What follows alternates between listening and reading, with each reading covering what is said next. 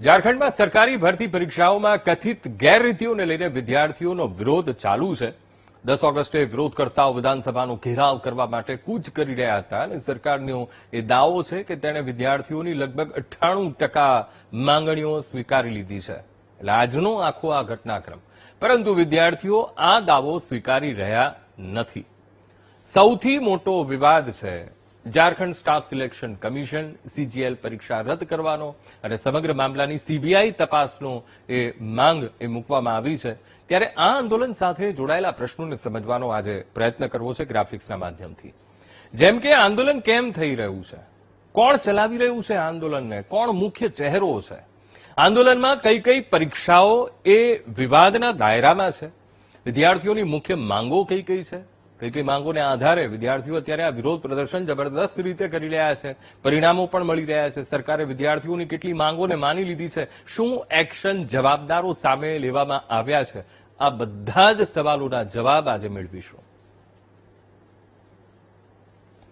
તો ઝારખંડમાં જબરદસ્ત વિદ્યાર્થી આંદોલન ચાલી રહ્યું છે, અલગ અલગ મુદ્દા વિદ્યાર્થીઓના છે। તો આજે એ સમજવાનો પ્રયત્ન કરીશું કે આંદોલન ચાલી રહ્યું છે, મુખ્ય ચહેરો કોણ છે, કોણ એ મુખ્ય ચહેરો કે જે આ આંદોલનનું પ્રતિનિધિત્વ કરી રહ્યો છે, સાથોસાથ કઈ કઈ એ પરીક્ષાઓ છે જે વિવાદના આખા ઘેરામાં આવી ગઈ છે અને અત્યાર સુધી શું એક્શન લેવાયા છે, વિદ્યાર્થીઓની કઈ મુખ્ય માંગો છે, સામે સરકારે કઈ કઈ માંગોને સ્વીકારી છે અને કઈ એવી માંગો છે કે હજુ પણ વિચારાધીન છે, એ હજુ પણ એમાં કોઈ આગળ એક્શન લેવામાં નથી આવ્યા, માત્ર ને માત્ર બાંયધરી આપવામાં આવી છે।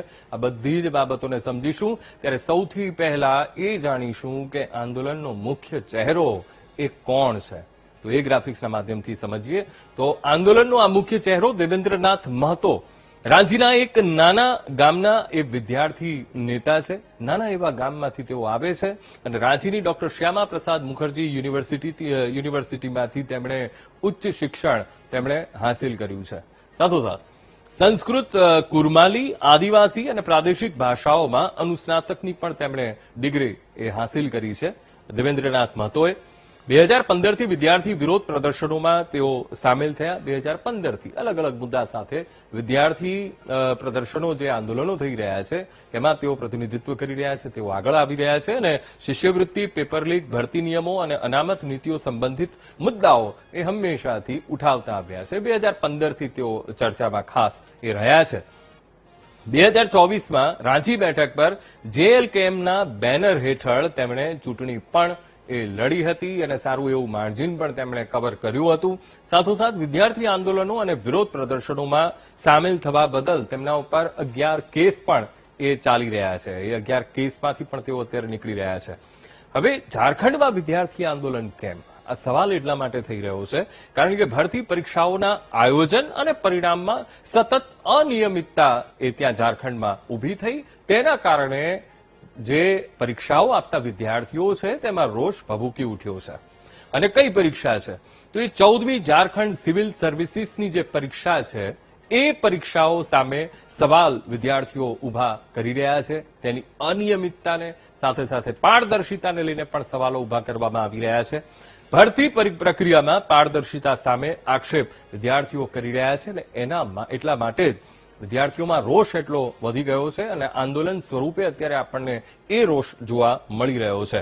તો કથિત અનિયમિતતાઓની સ્વતંત્ર તપાસની વિદ્યાર્થીઓ માંગ કરી રહ્યા છે। જ્યારથી આંદોલન પહેલાથી વિદ્યાર્થીઓ માંગ કરી રહ્યા છે કે આ પરીક્ષાને લઈને તપાસ કરવામાં આવે અને વિદ્યાર્થીઓની વાત ધ્યાને ના લેવાય માટે વિરોધ પ્રદર્શન પર વિદ્યાર્થીઓ ઉતરી આવ્યા। સાથોસાથ જવાબદાર દોષિતો સામે કાર્યવાહીની માંગ સાથે વિદ્યાર્થીઓ અત્યારે આંદોલનના મેદાનમાં તેઓ ઉતરી પડ્યા છે કે જેટલા પણ જવાબદારો છે એ જવાબદારો સામે કડકમાં કડક કાર્યવાહી કરવામાં આવે। તો કઈ કઈ પરીક્ષાઓ છે કે જેનો વિવાદ ચાલી રહ્યો છે, તો એ પરીક્ષાઓમાંથી સૌથી મુખ્ય એ પરીક્ષા છે 14મી JPSCની એ પ્રિલિમ પરીક્ષા। આ પરીક્ષાને લઈને ખૂબ સવાલો વિદ્યાર્થીઓએ, જે લોકોએ આ એક્ઝામ આપી છે એ જે વિદ્યાર્થીઓ છે એમણે સવાલો ઉભા કર્યા છે, આક્ષેપો સાથે એ સવાલો છે। બીજી કઈ પરીક્ષા છે, તો JSSC એટલે કે સ્ટાફ સિલેક્શનની એ પરીક્ષા છે, CGL પરીક્ષા, અને આ પરીક્ષા પણ અત્યારે વિવાદના ઘેરામાં છે અને એટલા માટે ઝારખંડમાં અત્યારે વિદ્યાર્થીઓ વિરોધ પ્રદર્શન પર એ ઉતરી આવ્યા છે। સાથે સાથે જીપીએસસી અને જેએસએસસીની બીજી એ ભરતી પરીક્ષાઓને લઈને પણ વિવાદ ઉભો થયો છે. અને આખી તો જો વાત કરીએ 2023 થી લઈને 2025 સુધીની જે આખી ભરતી પ્રક્રિયાઓ છે તેને લઈને પણ સવાલો ઘણા બધા ઉભા થઈ રહ્યા છે. હવે 14મી જે જેપીએસસી પરીક્ષા છે, પરીક્ષાના પરિણામમાં કટ ઓફ અને પ્રક્રિયાની પારદર્શિતા, આ બે મહત્વના મુદ્દાઓને લઈને અત્યારે વિદ્યાર્થીઓનો જે જબરદસ્ત એ માહોલ વિદ્યાર્થીઓમાં ઉભો થયો છે, તેમનો રોષ ભભૂકી ઉઠ્યો છે અને વિવાદાસ્પદ ભરતી પરીક્ષા રદ કરવી વિદ્યાર્થીઓની મુખ્ય માંગો છે. આ માંગો સાથે તેઓ અત્યારે વિરોધ કરી રહ્યા છે. સૌથી પહેલા તો કથિત ગેરરીતિઓમાં સીબીઆઈ તપાસની માંગ વિદ્યાર્થી નેતા એ કરી રહ્યા છે. સીઆઈડીની પણ સીબીઆઈ ના હાથે એ તપાસ થવી જોઈએ. સાથોસાથ જેપીએસસી અને જેએસએસસીની ભરતી પ્રક્રિયામાં વ્યાપક સુધારા લાવવામાં આવે. કેટલીક બાબતોમાં ભરતી પ્રક્રિયામાં વિસંગતતાઓ છે, વિસંગતતાઓનો છેદ ઉડાડવામાં આવે. સાથોસાથ પરીક્ષા અને પરિણામ પ્રક્રિયા વધુ પારદર્શિત સાથે એ બનાવવામાં આવે. એક આખી એવી વ્યવસ્થા એ ઊભી કરવામાં આવે સાથે સાથે જેથી કોઈને અન્યાય ન થાય. તો કથિત ગેરરીતિ માટે જવાબદાર લોકો સામે સખતમાં સખત કાર્યવાહી કરવામાં આવે તેવી પણ વિદ્યાર્થીઓ એ માંગ કરી રહ્યા છે. તેમજ ભરતી પરીક્ષાઓનું સમયસર આયોજન સુનિશ્ચિત કરવું. હવે આ મંડાણ ક્યાંથી મંડાયા?